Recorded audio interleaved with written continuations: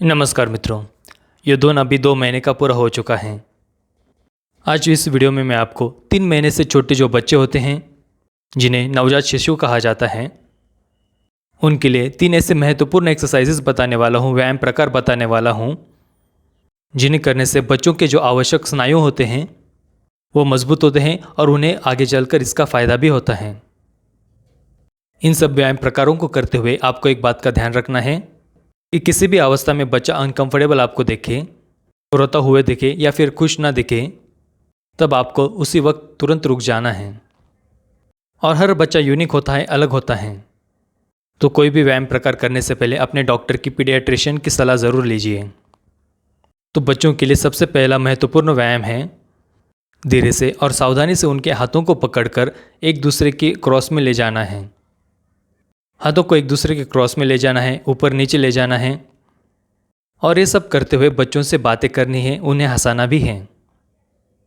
हाथों के बाद पैरों को मोड़कर उनके पेट की तरफ ले जाना है और धीरे धीरे नीचे लाना है। यहाँ पर किसी भी प्रकार की ज़बरदस्ती नहीं करनी है, एकदम सावधानी से ये सब करना है।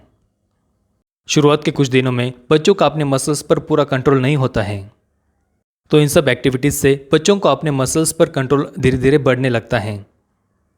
आप हाथों को और पैरों को भी एक दूसरे के साथ टच कर कर ऊपर नीचे ला सकते हैं, और ये सब करते हुए बच्चों से बहुत सारी बातें भी करनी है आपको।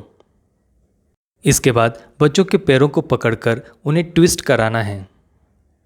बस बच्चों के पैरों को पकड़ना है और धीरे धीरे दूसरे साइड की तरफ ले जाना है। पैरों की ये सब एक्सरसाइजेस करने से बच्चों को जो गैस होती है वो भी निकलने में बहुत मदद होती है। तो बच्चों की पाचन शक्ति के लिए भी ये एक्सरसाइजेस बहुत ही महत्वपूर्ण हैं। बस ये सब एक्सरसाइजेस बहुत ही सावधानी से आपको करनी है। दूसरी बहुत ही इंपॉर्टेंट ऐसी एक्टिविटी है बच्चों को उनके पेट पर खिलाना। इस प्रकार से बच्चों को सावधानी से अपने पेट पर रखना है। अगर वो सर नहीं उठाते हैं तो भी कोई प्रॉब्लम नहीं है, उन्हें ऐसे लेटने देना। जैसे जैसे उनके गर्दन के स्नायु मजबूत होंगे वैसे वैसे वो अपनी गर्दन अपने आप ऊपर उठाने लगेंगे। बच्चों को अपनी खुद की गर्दन ऊपर उठा पाना बहुत ही महत्वपूर्ण होता है। इससे उनके पीठ के स्नायु भी मजबूत होते हैं, और बहुत सारे बच्चों की गर्दन एक ही तरफ मुड़ी हुई होती है और एक ही जगह बार बार सर रखने की वजह से कई बार सर चपटा भी हो जाता है, तो उससे भी रक्षा इस एक्टिविटी की वजह से होती है। ऐसे में बच्चों को अच्छा लगने के लिए उनके सामने लेट जाइए या फिर उनसे बहुत सारी बातें कीजिए, उन्हें हंसाइए।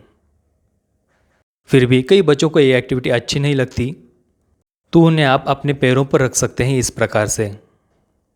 इससे उनका नाक नीचे दबता नहीं है और ये ज़मीन से बहुत ही आसान भी उन्हें लगता है।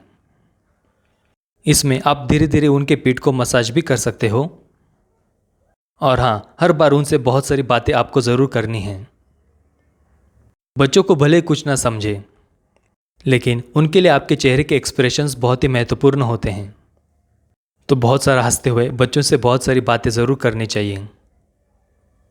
इसी तरह आप बच्चे को अपने हाथों पर भी उल्टा लेटा सकते हो, जैसे कि मैं यहाँ पर करके दिखा रहा हूँ। इससे भी बच्चों को बहुत परेशानी नहीं होगी।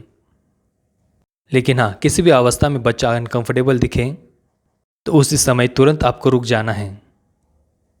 इन सब एक्सरसाइजेस से बच्चों के हाथ पैर भी मजबूत होते हैं, उनकी पीठ के मसल्स मजबूत होते हैं, उनकी गर्दन मजबूत होती है, और उन्हें अपने पैरों पर हाथों पर रेंगने के लिए, क्रॉल करने के लिए बहुत ही आसानी होती है, शक्ति बढ़ती है।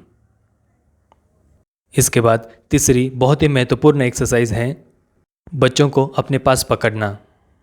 इसमें आपको बच्चे के सर को सपोर्ट कम देना है या फिर ना देना है, लेकिन ये एक्सरसाइज 1.5-2 महीने के बाद ही शुरू करनी है। शुरुआत के 1-2 महीने में बच्चों के गर्दन में बिल्कुल भी ताकत नहीं होती है, तो ऐसे समय में बच्चे अपने गर्दन को होल्ड नहीं कर पाते हैं। तो इसे आपको 1.5-2 महीने के बाद या फिर बच्चा जब तैयार हो तभी शुरू करना है। तो ये सब व्यायाम प्रकार आपको कैसे लगे मुझे नीचे कमेंट्स में ज़रूर बताइए। वीडियो देखने के लिए बहुत बहुत धन्यवाद। मिलते हैं अगली वीडियो में। जय श्री राम।